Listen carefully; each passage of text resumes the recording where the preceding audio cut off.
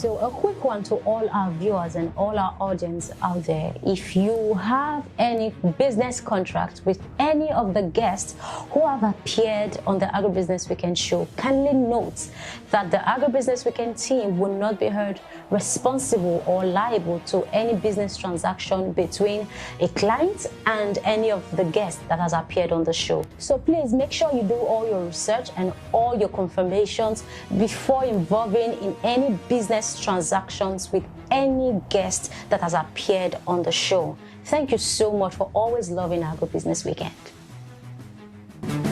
Hello and welcome to another informative and enlightening episode of your most agricultural favorite show, Agribusiness Weekend. I'm Joy Labaran. Thank you so much for joining me. Please, if you haven't subscribed to our YouTube channel yet, kindly follow us on all our social media platforms. You see that red button? Yeah, the red button over there. Click it. That's it. Subscribe to our YouTube channel. Welcome to the show.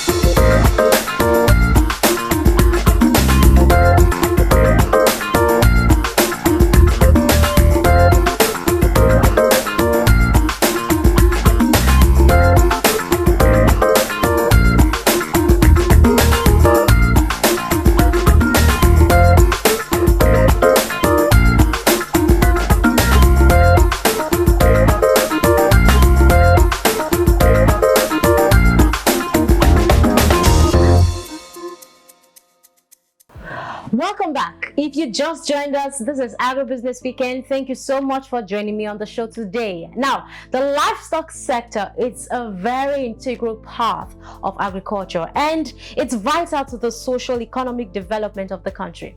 And the truth is that I still believe we haven't harnessed all the potentials that is in the livestock sector. Today we will be looking at livestock production in Nigeria. On set with me is the CEO of... Okay, wait, before I introduce the person, see, I've been trying to bring him to my show for how many weeks now? Like, we kept procrastinating, kept postponing, but today I'm super excited that he is still on the Agribusiness Weekend show. Yeah, we got him, right? So on set with me is the CEO of Zeez Farms, Adebayo Abdulazeez. Akunbi Adebayo Abdulazeez. Triple A. That's true. Triple A. Zeez, you are welcome to the show.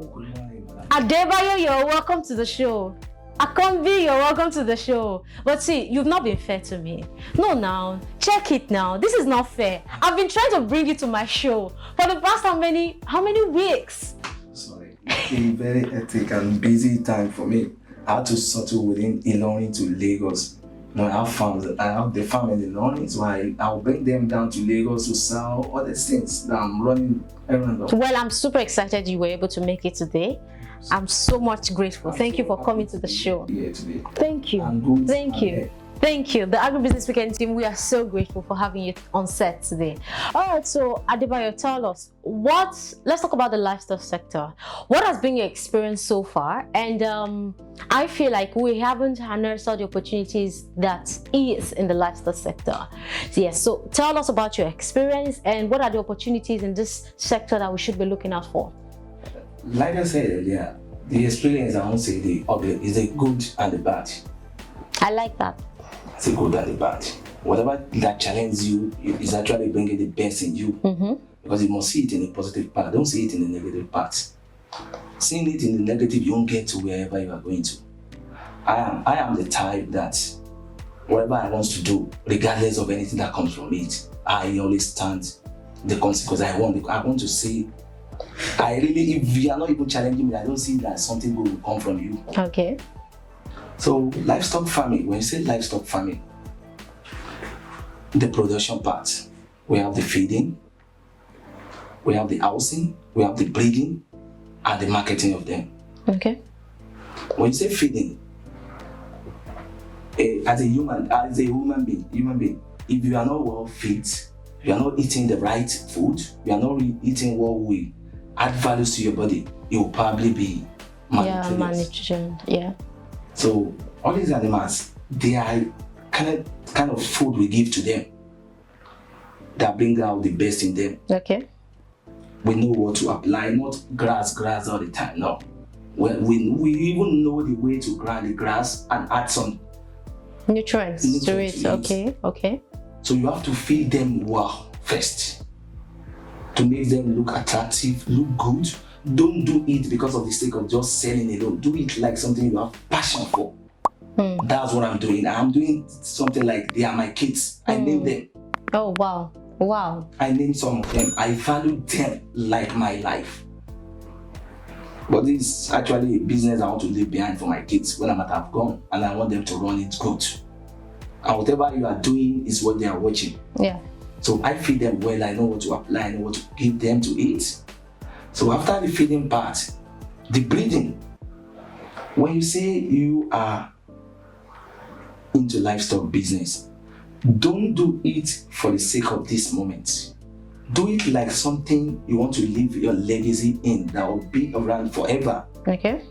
The word breeding is the process of making them meet each other, like they are adding more to. Okay. You have a female part, you have the male part, where they come together, produce. So they should be productive. They should be producing. So even when you have cause to sell some of them, some will still be behind. That's the breeding part of it. The housing, you can't just keep them in a very dirty place. You are inviting disease to come into them, get rid of them easily. Okay. The house must be very, very clean, extremely clean. If possible, you fumigate it every 2 weeks. Wow. If fumigation should be done every 2 weeks, so that there won't be anything of disease around them. So the marketing, which is the father of it all. When you are producing, in order to add more value to your business, you need to sell. Yes. So you have to know the right place, the right people to buy from you, which logistics have to come into it. And that's a value chain on its own. The value chain on its own, because as I am now, I produce in the lorry, I take them down to Port Harcourt, to Lagos. Wow. So the cost of production, everything, the cost of transport should be added to everything when you are selling them to. The best place for me to sell is Lagos. That's why I told you earlier, I have my 2 shops there in Lagos. I have in Kai, I have in Abatio, where I bring them to have my guys. Even though if I'm not in the country, if I'm around, I can easily call them from my house. Or they are bringing this, sell on my behalf, send it to my account. So, wow. So the value of it in an economy is, I am buying from, I'm employing people to feed them. I'm employing people to clean the farm. I'm employing people to transport it to Lagos, anywhere I'm taking. So that's like giving them job opportunities. Okay. So one way or the other, I'm adding something into the economy of the country, because I'm giving someone are working in there. Yes. One way or the other, I'm giving them money. They are buying from the market for their own family also. So it's like a chain, right? Yeah, it's like a chain. So if government, you can imagine if I have a big money from the government to do such, you know how many people I will employ there? Because the farm will be big. Yes, yes. So in my projection, my blueprint for that farm, I think 100 million, 200 million is too little to do what I have the knowledge of. Wow. I learned in that project.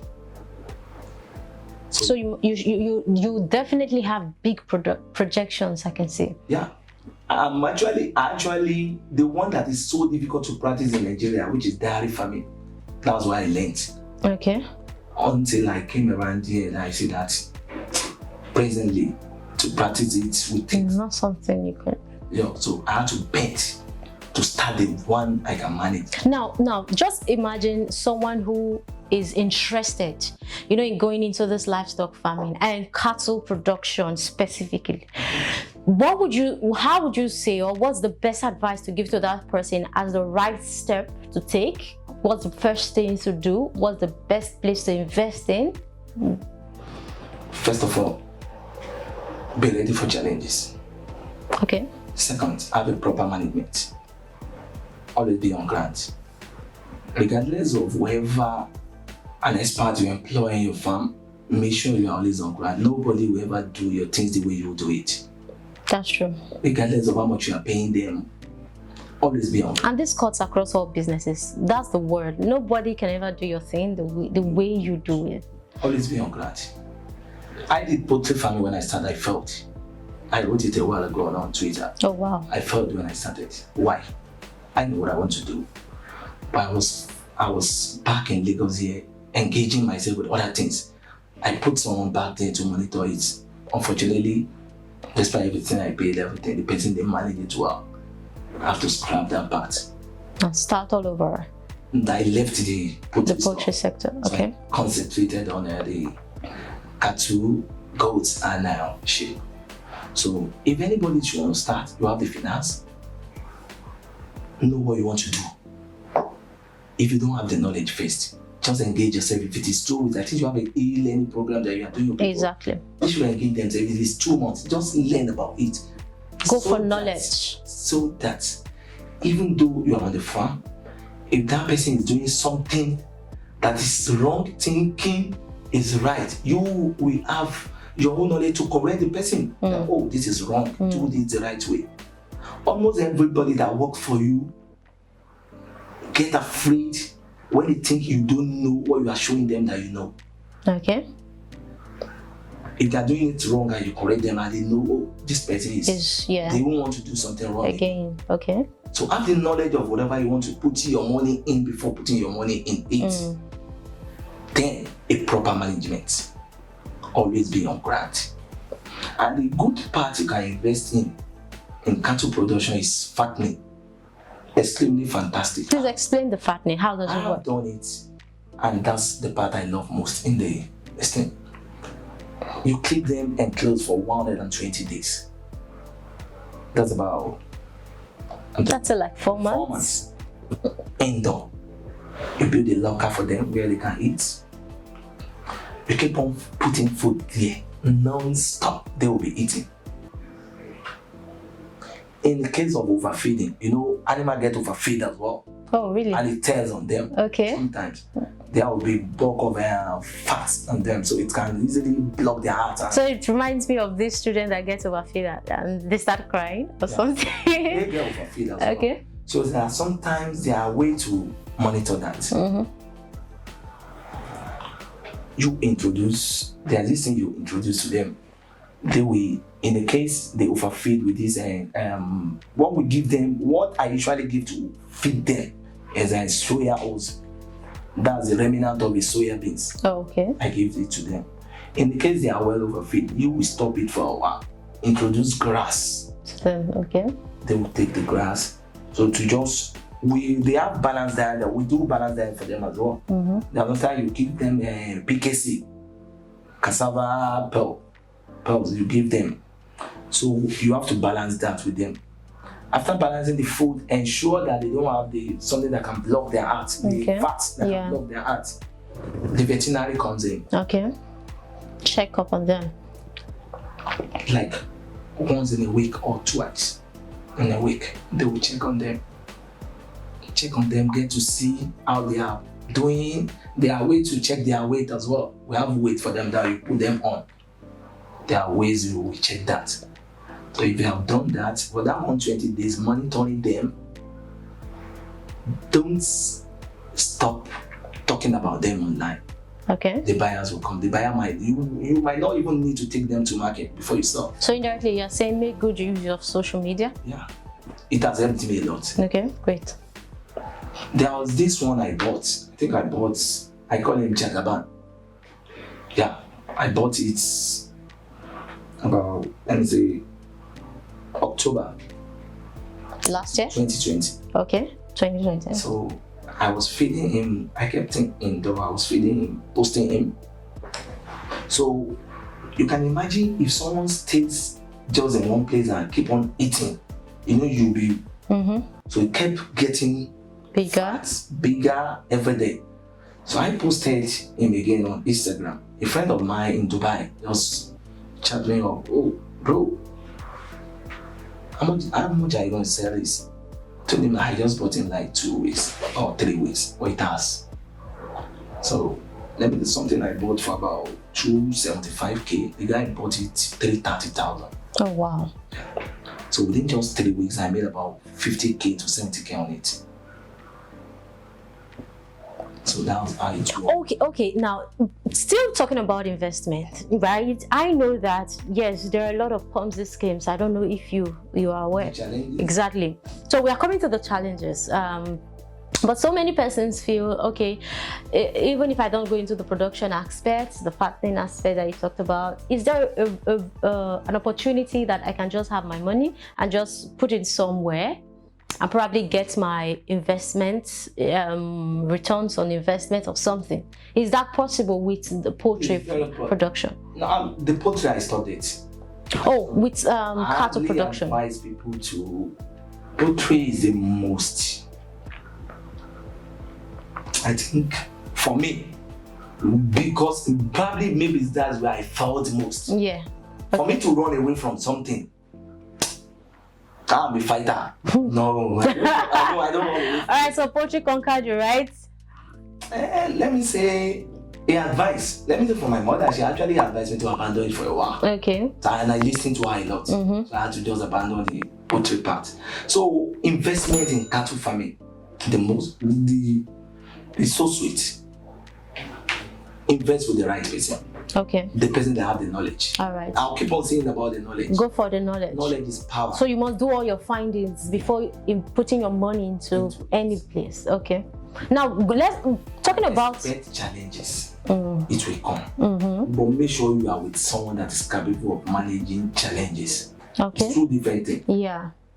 You can have a challenge like I have it. The way you respond to it might be different than the way I respond to it. That's true. That's true. When I see some people posting, oh, my ram died last night, doesn't bother me. Why? There has been a time I went to a market in Oyo State. No, I sent my manager. He bought a cow for about 345,000. He brought it to the farm. I think his name was Bobo or what. It was Bokolo breed, very beautiful man. The third day, he said he has not been eating well. And anytime you make them new, like he might not eat well for 3-4 days. Okay, so they're getting used to the environment. So we are not always bothered. But after 7 days, God me bothered. Why this one not responding? I brought veterinary doctor. I was made to realize he's having lungs problem. Oh. I asked the veterinary doctor, what's the solution? He told me we have to buy some drugs, particularly the Holland one. You know, the Holland is quite different from one. Everything livestock actually came from those sides. Okay. So whatever product of theirs that you buy, you know you are buying the original. So I bought it. I spent about 70-50k on him. I eventually lost him. Wow. I didn't post it online. I believe it can't just be positive all the time. Life is two ways. So we went from the aspect of someone investing and expecting challenges. You should expect it, it will come. Now, talking about challenges, what are the challenges in this sector? I feel like probably the government has a big role to play when it comes to improving the livestock sector in Nigeria. Tell us about it and how can we manage them? The government should first engage people that have the knowledge of this thing. Okay, we are interested in, like I have a knowledge now that I can introduce to any government. Okay, I'm from North Central, right? Okay. Every livestock, every cow comes from North to all over the country. Everywhere in the country. Okay. I have this knowledge, government. Bring money. I will actually introduce the fattening to the government. Let's do a cow fattening ops. And let's say, let me put Ilorin as an example. Cow fattening ops. to build something, we engage the youth. It will be two things. From every local government, bring like 5 youths to come and learn this thing. We put them under our care, they learn about it. We show them how you can build a cow from little, where you can, in the injection, the drugs, the food you can feed the cow with, that it will look like all these foreign ones. Okay. Have that. So I will tell them, do this, do that, get it done. After getting them done, this thing I'm talking is a collaboration with myself and the government. Okay? I would advise whoever in charge of agriculture in my state to, okay, good. Talk to your counterpart in Lagos or other listening that you have an ops and you want to be selling to them, government to government. Okay. Whatever we are making on it, and the selling will be on, but like maybe probably there's something worth about 500,000 in the market. To add more value to people doing it and the government, I'm not putting 550. When we sell it, the gun will be within. The government will take, they might take the, let me say, 70 part and give the 30 to the, I think that is bringing extra money to the pocket of the government. Yeah. And the youths are learning as well. The youths that are the future of the state or the country, they are learning something new to advance. It will keep them away from doing all these bad things out there. So government is gaining too. Now, some time ago, we had this issue of open grazing, and we had so many farmers who complained that these headers who work from place to place are actually probably causing havoc to crop farms. Now, how was this sorted out? How is it going? Because I feel like that's one of the challenges. If I'm a crop farmer, for instance, it's painful that I invested a lot of money, a lot of time and energy planting a crop, and I come to my farm in morning and I discover that some group of headers came with their cattle and everything is gone. That's a whole lot of investment. So how can you manage that kind of system? I combine the two. I'm a cattle farmer, a rice farmer, corn beans farmer. I do every other thing. I farm as well and I do the cattle thing. I will never be happy seeing a cattle crossing over to my farm to eat what I've labored for. It can be managed very well. How do I mean? The government can encourage every farmer, every livestock farmer to go into fattening, keeping them indoor and help them to. Government won't be the one to finance everything 100%. Okay. They will come up with something, I will come up with something. Okay. Agreement. You are not going to do this, you are going to do this. This is the way. That's why the one I told you about the ops will be very, very good. Okay.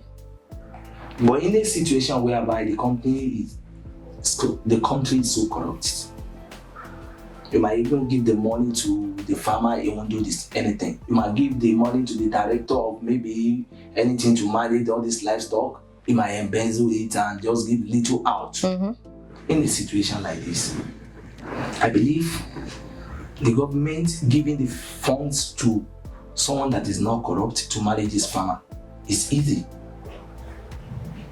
Go and register as a cattle farmer in your state or local government. When you register, the government will engage you, and whatever money they are remitting your account, the government should have this collaboration with the bank. The bank you are using. Banker can monitor the money in your account. Yes. They see you not using it for the right thing, they freeze it. They freeze it in your account if you are not using it for the right thing. So give the money to them, let them do the fattening. The fattening will help, keeping them indoor. If they are keeping them indoor, there won't be case of the crossover, this thing. And if they still decide the open grazing is good, that can be managed as well. How do I mean? I think the president was talking about the what did they even call the other thing? The geographical stuff for where cattle can go and where crops can go. Yes. I think they brought it out a while ago. Okay. Sometimes. Okay. What happened to having a land, total land for open grazing in every state, and having a land for crop farming? So all And cattle. nobody should cross. That's boundaries. So all cattle converge there. If you have a well open land, they will convert there, but there might still be a demarcation. You can imagine about 100 hectares. 100 hectares of grass that every cattle can go on. And there will be a demarcation for each person. Maybe your name will be written there. Like we have many houses in this estate now. A demarcation is there. You can't enter someone else's house. You have your own entrance. So they can do a demarcation. Have a land. So just get a land for everyone. Okay, this is for cattle, this is for. And don't cross. Whoever that cross, maybe your land said we are going to revoke it, we send you away from this environment. I think that will solve the problem. Okay. Because some farmer will tell you they can't keep any farming close, regardless of any money you bring to them. Okay. They are used to the idea of Going out. it's Going good. out. It's good. When you go to the Asian continent, or you go to what's it called? The American, the Colombia, Brazil, you see a field of about 100 hectares. Cow, sheep, others can go on it and eat whatever they want to eat. They will bring them back in the evening.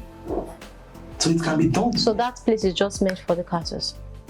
All right, Zeez. All right, let's take a short break. When we come back, the show continues. Don't go anywhere.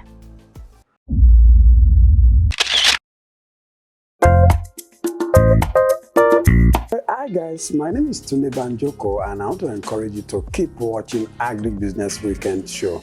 It's very informative, educative, and I promise you always learn something new each time you stay on this channel. If you have not subscribed, I want you to do that now. Thank you.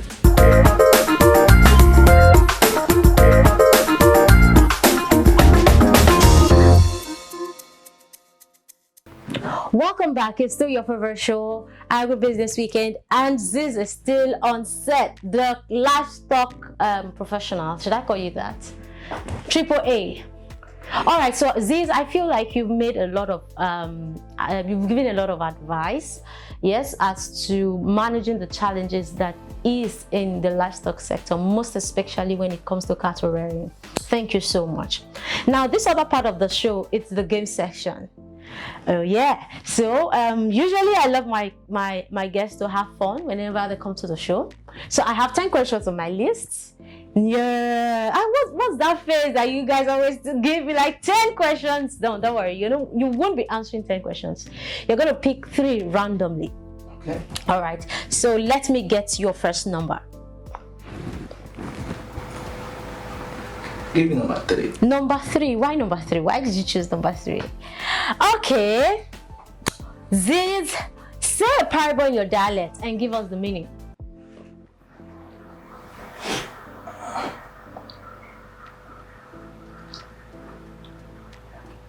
Anytime we go, That was strong. Please give us the meaning. I love to know the meaning. whoever people are looking up to, you don't look around. You fail to do business.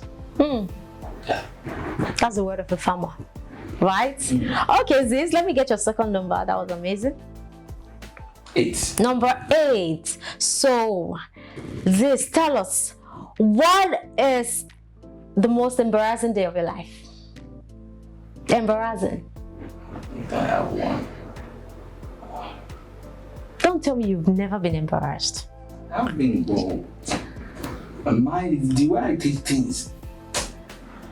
I don't really. What I take serious is whatever that brings money to me and my business. That's what I take serious. Any other thing is just a bypass to me. I don't.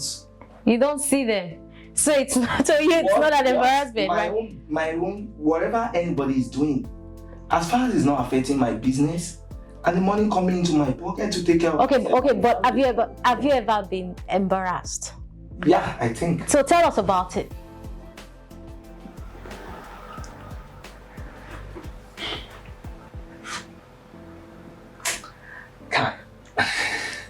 Probably by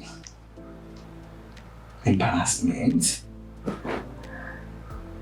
in Nigeria. Outside. Let me say outside. Okay, outside the country. Probably I met a racist. Yeah, the man was a racist. Yeah.